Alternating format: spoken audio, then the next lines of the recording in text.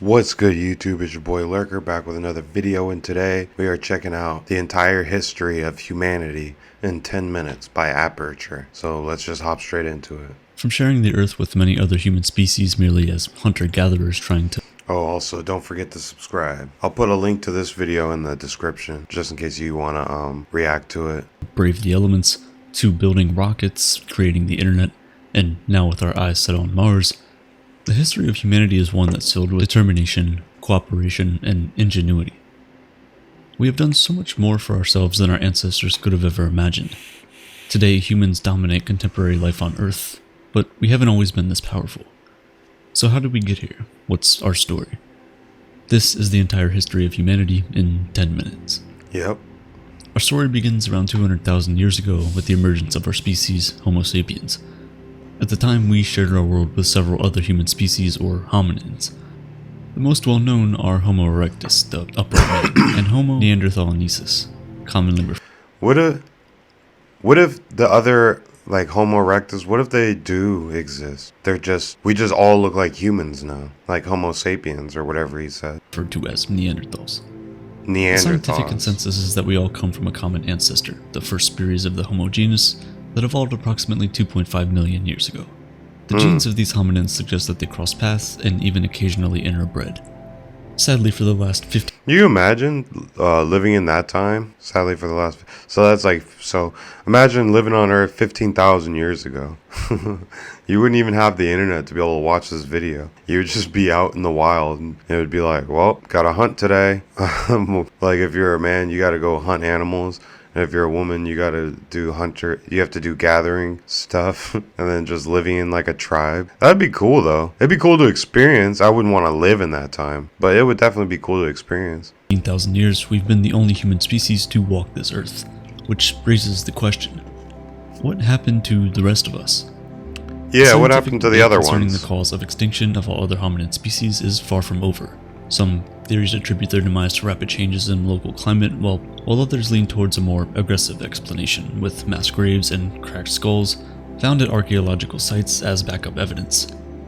Another possibility is that they didn't go extinct at all, but rather that we all merged into one species through interbreeding. Yeah, that's what I was saying. The real course is, there's only one species of humans left today. That's what I was saying. Unless the Homo sapiens and like all the other Homo erectus and the Neanderthals. I wonder if there was like a huge war and then Homo sapiens were the only ones that survived. Because it wouldn't make sense for Homo erectus to just die off just because of how. Like, it doesn't make sense. If they were just like us, then they should be here too still. Unless we killed them all, like he said, mass graves. But then he also said interbreeding. He says there's only one species of humans that left today, Homo sapiens. My thing is, how do we know that? Because we don't know every person. Like, yeah, we have a rough estimate of the world population, but we don't have like scientific records of every single person on the planet. There's like uncontacted tribes out there. We don't know if they're Homo sapiens because, you know, they kill you if you try to get close.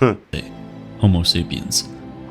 For many millennia, humans were just another link in the food chain, another stop in the circle of life. Bipedal primates that were no more significant than other species participating in the ecosystem. Yeah. So what changed? What allowed us to become the only known species to successfully migrate and adapt to a wide variety of ecosystems across our planet? Fundamentally change global climate and even venture into space. This development didn't happen overnight. It took tens of thousands of years, and what exactly transpired is something that we'll never know for sure. But historians have generally agreed on a few major landmarks in our prehistory that stand out above all others. Bipedal locomotion was novel for primates roaming the prehistoric African savanna. But though it did free up early hominins' arms for other tasks, it didn't yet give them a significant edge over other species in their ecosystem for millions of years to come. What did forever change our place in the food chain, though, was the use of fire. The first evidence for hominin interactions with one of the most destructive forces of nature dates back to around 1.5 million years ago. We started out by adding fuel to naturally occurring fires to keep them burning. It would take us around another million years for us to start creating fires on our own, which enabled its habitual use. And once we figured it out, everything changed. The mastery of fire by hominin species was extremely useful for many different reasons. We used it to provide warmth when the weather went cold, light when the sky turned dark, protection against predators and insects, and best of all, we used it to cook our meals. By cooking food, Richard Wrangham posits in his cooking hypothesis that our bodies required less energy for digestion, which allowed for more energy to be allocated to different functions of the brain. This, Wrangham believes, is what eventually led to the development of complex language. According to Israeli scientist Noah Harari, though, it wasn't only our fiery ways that set Homo sapiens apart from all other species. He believes there was something else, the cognitive revolution. Around 70,000 years ago, we developed the capacity for large-scale collaboration through the ability to communicate complex information. The cause is uncertain, most likely a chance gene mutation, but the effect was unparalleled. Many species communicate to each other about an imminent threat or the desire to mate, but during the cognitive revolution, Harari argues that Homo sapiens started talking to each other about other members of the tribe in collective fictions like animist deities and spirits, which allowed even complete strangers to cooperate effectively. Who knew that gossiping would turn out to be one of our biggest strengths? Yeah. Even today, the functioning of our societies completely depends on our belief in collective fictions like human rights, the value of money, and the law.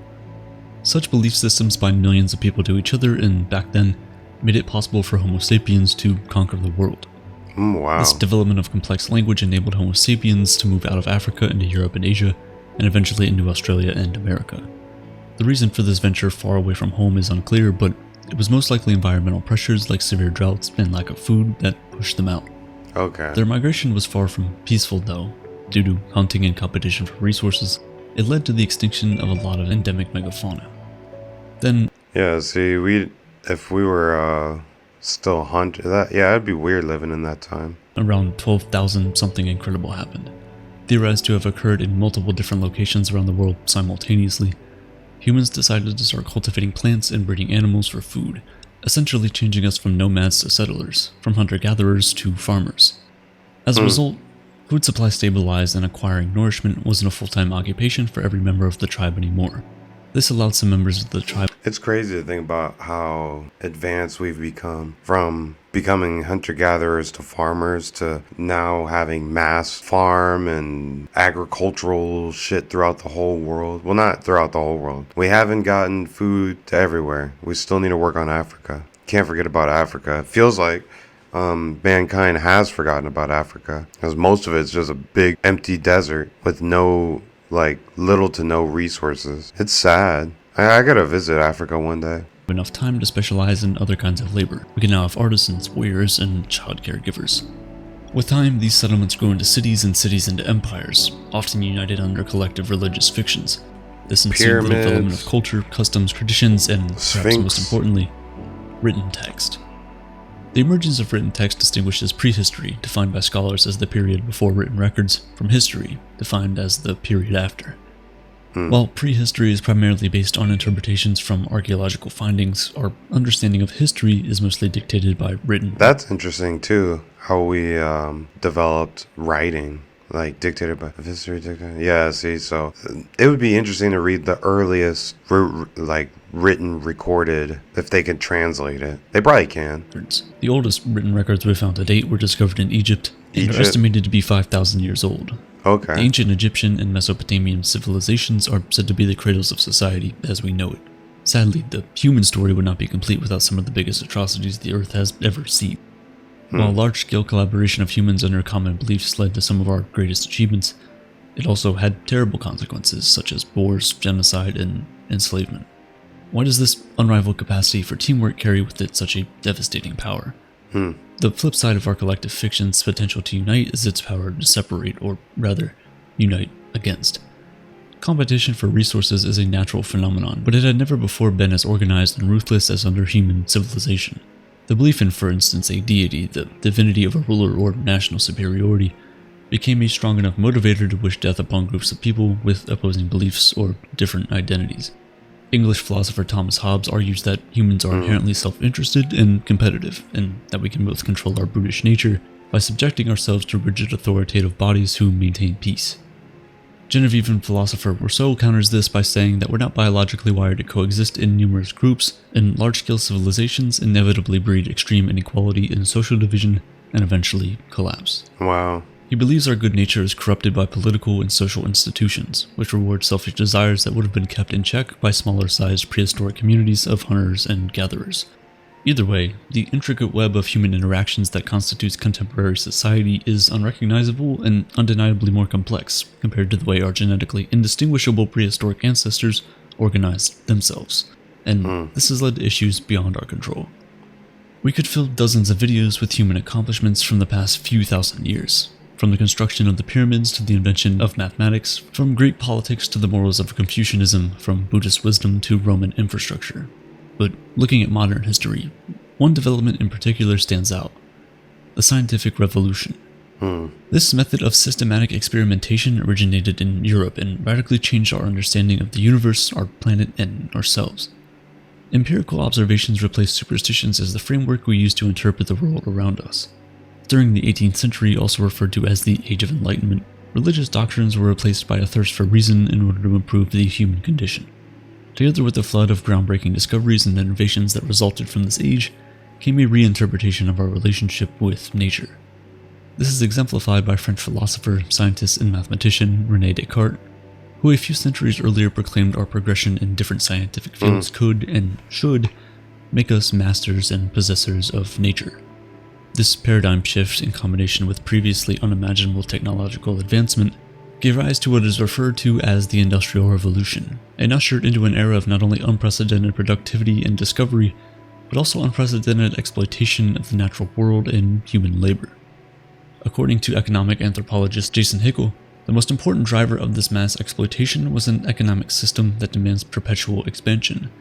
He argues that the rise of capitalism required the destruction of self-sufficient, subsistence economies and the creation of artificial scarcity and cheap labor.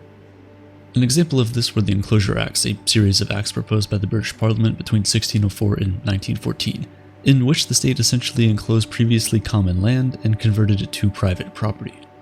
As a result, a lot of local people lost access to land that had been available to them for generations, and were left with no other choice than to offer their labor to a landowner or move to the city. This desire for economic expansion wasn't limited to appropriation of the commons within national borders, but is expected to have driven European colonization of most of the world. Oxford economist Kate Raworth argues that an economic system that depends on infinite growth is completely unsustainable, considering a planetary system with finite resources. If the global economy grows at 3% per year, which is relatively low, economic activity would double every 24 years. Since GDP growth is coupled to material and energy use, it significantly contributes to the climatic disruption and immense pressure on planetary boundaries that the productivity of the Industrial Revolution has brought with it. And while we have proceeded further than ever in fields like healthcare, food... I wonder what if any experts have a hypothesis on when we would essentially run out of finite resources. It's probably far in the future.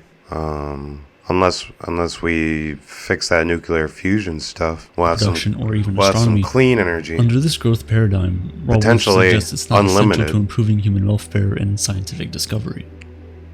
In her book Donut Economics, she puts forth that expanding the commons or public services, essentially reversing the privatization of the last few centuries, and a reinterpretation of the natural ecosystem and our place within it, provide a stronger foundation for human life and nature to flourish. Humanity's past is one that's filled with a lot of incredible achievements. Thousands of years have now passed since we first walked the earth, and our world would be completely unimaginable to our prehistoric ancestors. But we must keep in mind that in our conquest for growth, we don't destroy the very thing that gave us life and an opportunity to thrive. We must take care of nature, just as it took care of us in the past. Here's to humanity's future. Let's hope that it's one the ancient hominids would have been proud of. Man, I wish you would have went more in depth with the ancient hominids, because I'm thinking about that, and the way that he's saying the other hominids went extinct and the only ones that survived are us, the Homo sapiens.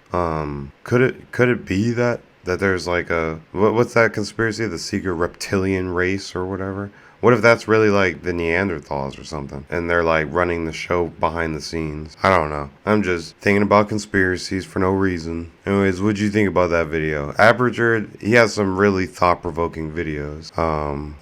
If I find out more, well, he has this other video where it's like the history of the entire universe in 10 minutes. If that's something you guys want to see, let me know below. And yeah, smash like button if you liked it. Smash subscribe button if you want to join me on my crusade to take over the internet. Become a lurker. Hit the notification bell so you get notified every time I make a drop. But yeah, that's it for this one. Peace, lurkers.